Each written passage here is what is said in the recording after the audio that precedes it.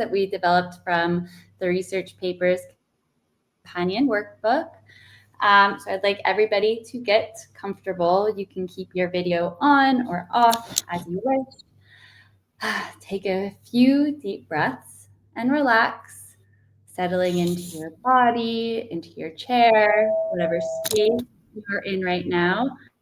Maybe roll your shoulders down or your head a little bit, have a little wiggle if you want to. Relax your arms to your side or in your lap. Get comfy and slow down. And now that you're settled, clear your mind. And we'd like you all to think about a time when you felt really creative as a child or as a young person. Have a think. Have you found that vision from the past, that time or place? Hold it. Do you see yourself? Hold them too. Now, if your eyes aren't already closed, close your eyes and take 3 deep breaths in and out.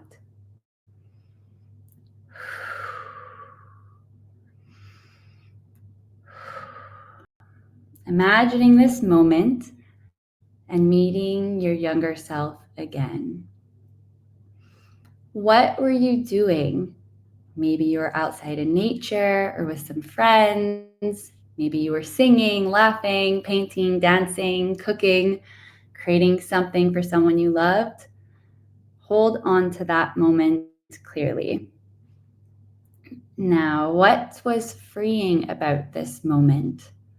What sensations or emotions did you feel through that experience? What was easy or difficult? Hold on to that moment for a few more seconds. Okay, then you can open your eyes again. And after holding on to that younger version of yourself or a specific moment, we're going to put a couple prompts into the chat for you all to think about individually. And basically, we want you to think about what advice would that young person you just sat with give you today to help you live a more creative life. How might you bring that advice into the spaces you live and work today? And more generally, what can young people teach us about how to be more imaginative in our day-to-day work? And we'd like you to take 3 minutes to write down your thoughts or draw what comes to mind when reflecting about these prompts. You can write it on your computer. If you have paper or little pen near you, you can draw. And yeah, we'd just like you to take the next 3 minutes and choose one or all 3 of these prompts to reflect and sit with for the next, few moments. And we'll come back together as a group very soon.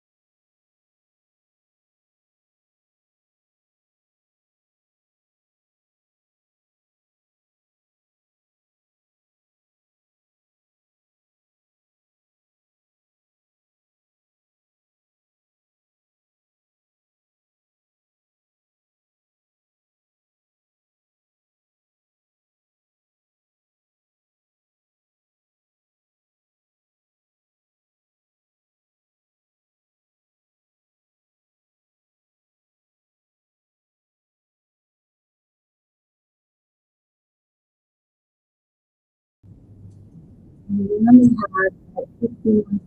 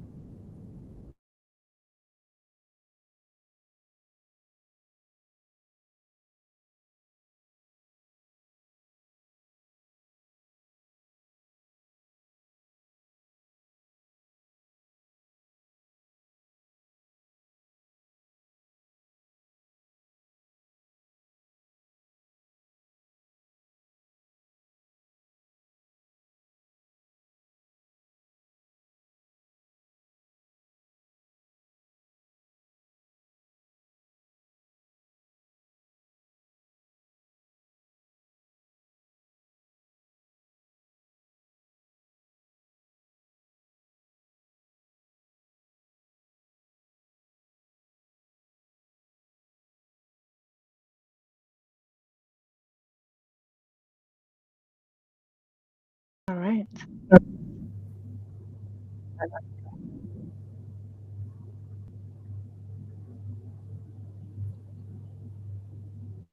So that's time up for the. Don't know if anyone wanted to share something that came up for them or um great. Carla's already sharing with us in the chat. Do not be afraid of trying. Use the barriers you find along the way as prompts to push your imagination further. I love that, Philippa. Does anyone want to also feel free to unmute and just share verbally? It's very welcome if something came up. Dream big. Hi everyone, do you hear me? Yes, Mohammed, we hear you. Hi Roth, hi everyone. Have a good afternoon, good evening, good morning. I am Muhammad. I am from UNICEF, ICARO, Europe and Central Asia, Information and Communication Officer. Our work usually with T developing digital solutions and supporting country offices. Nice to meet you, Thanks, everyone. Mohammed. Like reading, like books. I hope this is a good chance for me and thank you. Over. Thanks, Mohammed. Did something come up for you as a I don't know if you joined at the moment where we imagined ourselves as a child or a young person and being creative. Was there something you wanted to share on that? And no pressure if not. It's great. It's great to have you here and to know the Uh, the, this the is person this behind is the name. this is my first time. I'm just I Just prefer to arriving. be a listener for the first time and then No problem. slowly I will participate. Thank you. Perfect. Great. Well, great that you're here, Mohammed. And really nice to see all these advice and ideas coming through the chat. And Carla, you said don't be afraid of trying, and I had something very similar. Just try it. Just try it. It'll be great. Um, and just showing you that's my drawing, That's which was a piano and some masks. Like we made this like performance when I was a teenager with a load of 7-year-olds, and kind of made up a song and the lyrics. And I just remembered that I thought I'd never written a song before the last couple of weeks, and now I'm remembering that I did all that time ago. So uh, that's what came up for me. So thank you, Lauren, for this. And this is an exercise also from the workbook that's associated with the resource today. Um, so if you haven't seen that, then definitely can take a look. So I think we go into the next part of the session. Hi, Andrina. Great that you're here. Hi. Hello. We're just gonna move into the part of the session where we'll have a bit of a conversation with Lauren, who's our kind of guest author for the session here. So yeah, we have a couple of questions. So Lauren, yeah, I guess the first question is really about like what kind of led you, what was kind of a calling that led you and the team to develop this work, and why did it feel important to do this? this work on this topic in the context of like where we are right now with the UN. Would be really lovely to hear. Of course. Thank you, Ruth. Can you hear me okay? Yes. Well, I think we have to acknowledge that the world is currently facing like many intersecting crises, conflict, inequity, climate change, displacement from territory and place. And I think people who engage with the Innovation Network know that old ways of working are simply not good enough. And whilst our team at UN Global Pulse is really serving as the SG's Innovation Lab and is tasked with, supporting the quintet of change methods and the vision of a UN 2.0, I think we also acknowledge that traditional innovation tools are not the whole story here. And the world needs to be reimagined anew. We need to relate in different ways, rewire our understandings of belonging, expand our mindsets in terms of responsibilities towards each other, towards future generations, towards the planet. And for that, I think, we believe that we need to engage with and expand the practices that are in our innovation toolbox. And that means looking towards other skills that can help build this sort of imagination muscle of ours. And I think, personally, I've been working in the context of innovation at the UN for over a decade now, and there has been so much progress, especially in terms of how new capabilities like data, digital, strategic foresight are being embedded in our organizations. What is missing for me, I think maybe we need to, thank you. But yeah, so we have these new capabilities that are being embedded in our organizations. But for me, what is still missing is this focus on like a culture where creativity and innovation are embraced and embedded in how we relate to each other as colleagues, how we get buy-in for new ideas, how we go about our everyday work. And what does it look like to hold meetings, make decisions? And this is really like beyond technology and tools for me. It's about how we weave different ways of doing into our day-to-day, embrace different perspectives, and hold space to really imagine our teams, our organizations, and systems in new ways. And that we're able to do that without fear of challenging the status quo. Because, we are saying we need to, renew our ways of doing things. And I think just continually asking ourselves questions like, what does an inclusive or futures-oriented UN actually look like? Like, how do we know that our system is functioning? What does it feel like?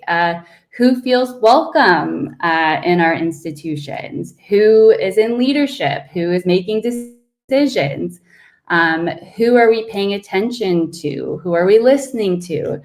And I do think that there can be this resistance to implementing, creative and imaginative practices, which we've kept quite open so people can see themselves in that language, but in an organizational context, because it's not always perceived as something to be relevant maybe to the staff job descriptions that we're used to. And skills like creativity are, not or even rarely seen as a core competency compared to maybe, data or solution-focused skill sets. And so to ask staff to move into spaces, I would say, of experimentation can sometimes seem like, a waste of time, or people are afraid to, lose their jobs. They're questioning the way things are. It's hard. It's very hard. And it's often scary for people to, even question, let alone imagine something different. So at UN Global Pulse, all of this to say, we wanted to explore this idea of creative practice and imagination as essential work. and work that is essential for creating alternatives and opening us up to these new possibilities and for supporting innovation towards impact. And we also really wanted to understand what organizations and people were already doing and how they were already holding space to imagine. So then we could go and like test this ourselves with that knowledge, with these insights, and then also share that back into the wider UN community. And that's really why we embarked on this project, interviewing key actors in sort of the space of collective imagination, creative practice, organizational transformation, both inside and outside the UN. And I would say like what these first actors who have experimented with this have realized is that creative practice and imagination give us, I would say, a different and essential way of understanding and then shaping the world that we want into being. And that ultimately, in order to transform an organization or system or culture, we have to move beyond just like these traditional left ways of thinking and open a whole toolbox of ways of being and doing.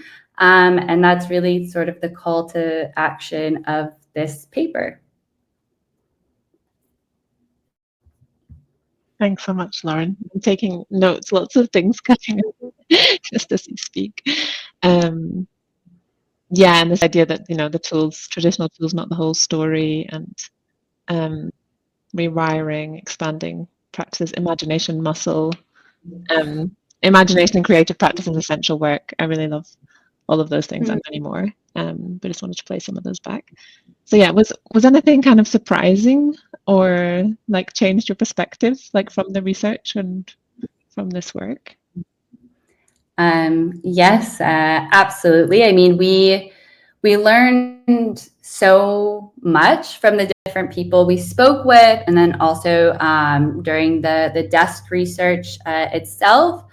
But I think what was truly surprising, and I mean, anyone in the innovation space, the first step is to look at what other people are already doing. But I think, yeah, it was surprising just to see how much was already out there that we could learn from in terms of how people are using creative practice to deal with like the complex landscapes that we often find ourselves occupying in the UN and also the wider public and social sectors. And there's just amazing examples which you can find throughout the research. For example, the UK Policy Lab, like they've moved beyond just this idea of multidisciplinary teams and are experimenting instead with embedding artists across different policy teams. So there's 3 specific policy teams that they are actually embedding artists for a specific period of time. And the point is not so much to make art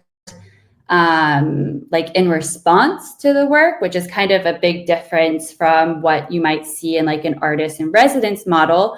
But the purpose is that this artist can bring their worldview, questions, skills, contacts, networks to the table just during the day-to-day work. And in doing so, spark a different mode of thinking and working with others. And the idea was just by placing them in the decision-making spaces where they were rarely allowed, disrupts the status quo and allows rules to be broken and norms to be challenged and questioned. And that was quite like a radical example of it, and very like practical in terms of artists themselves. But through the research we did, we mapped multiple cases from across the UN. There were examples from like UNDP's like Accelerator Lab. This was a project in Tunisia where they basically had integrated youth participation through speculative design to inform the drafting of a country program document. And they were adapting tools from like literature, video games, and even cinema.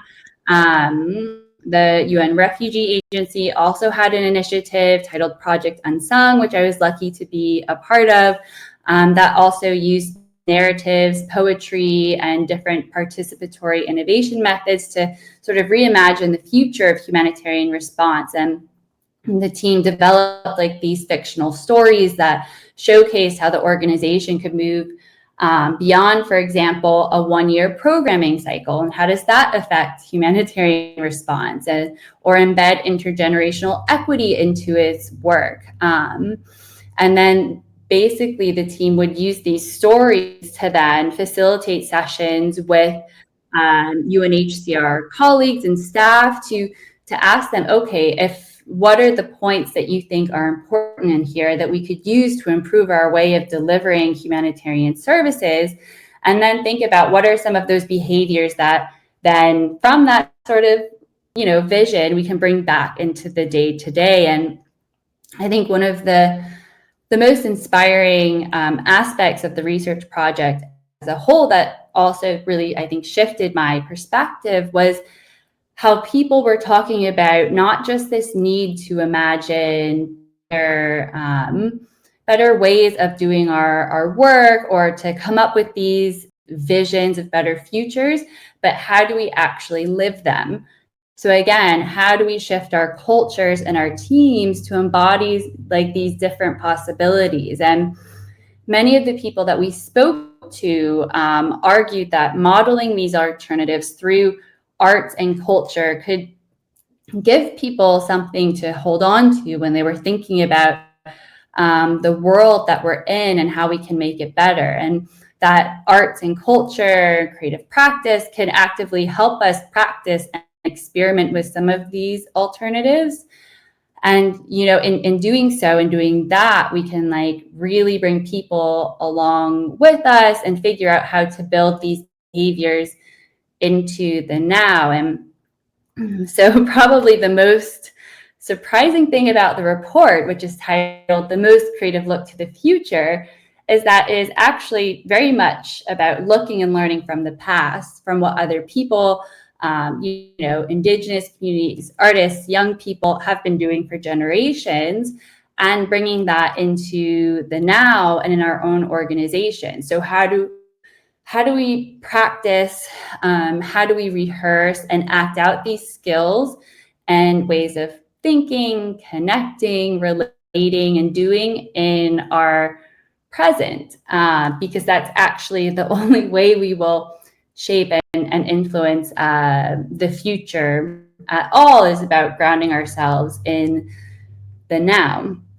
So actually, quite late into the research project, in light of all that, we decided to actually create a competency model, which we can link also to the chat, but it's really visualize the attitudes and behaviors required to practice creativity in the way that leads to, again, innovation and impact. And it's a starting point for people who want to get engaged with this work, as it is really looking to those people we spoke to and the research and saying, okay, what are some of these attitudes and behaviors? So yeah, anyone who's curious about this work is like not alone. There's a real community of people who have done this, who are doing this, that have provided a foundation for us to learn from and bring back into our teams.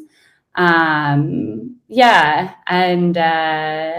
I think that, yes, that's probably the biggest learning. The report is about the now and the present as a way to get to the future. Thanks so much, Lauren.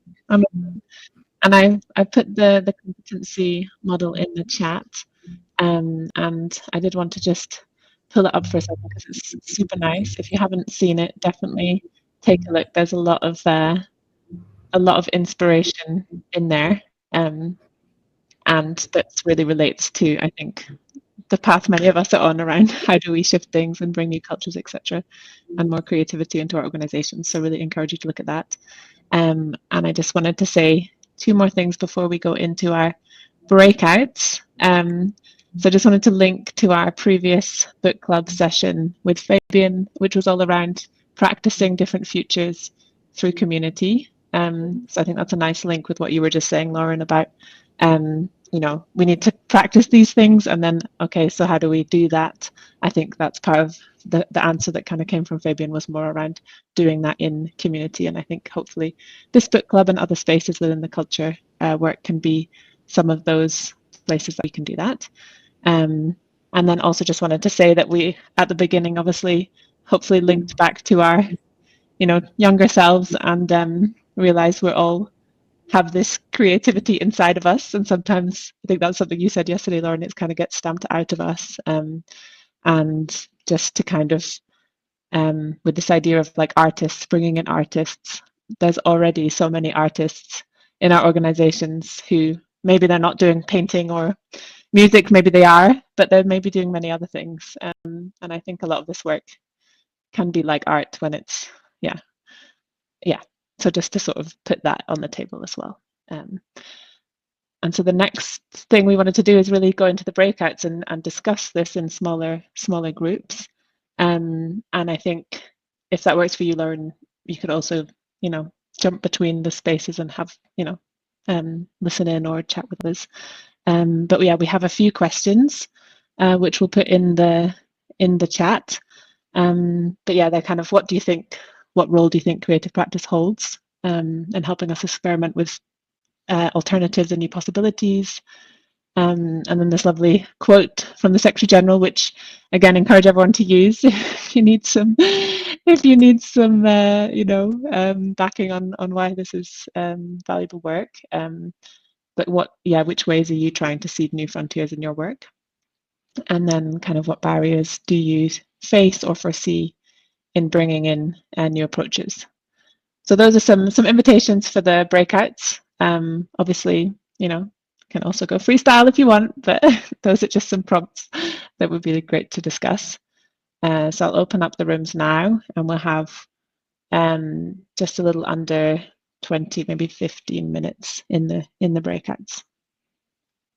And then we'll come back together and share and wrap up.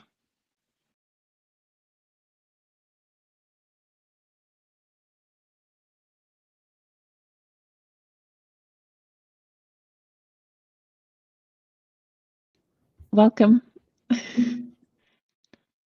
We're just coming back into the big space now. So yeah, great, you could make it.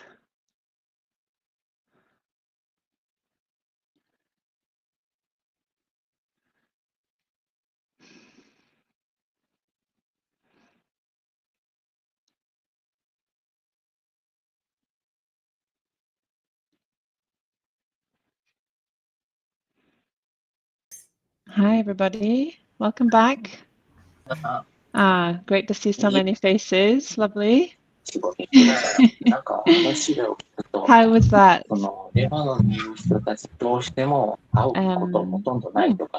See, I'm just going to mute you because I think that's a different conversation. Yeah, does anybody want to share something that came up in your group? We had three different groups. If anyone, just feel free to unmute and jump in. Some highlights you think that others should hear, or something that was interesting, or Can I say something? Yeah, of course. I was please. just talking to Janice because I was asking her if the team and Lauren, sorry, if they could if they could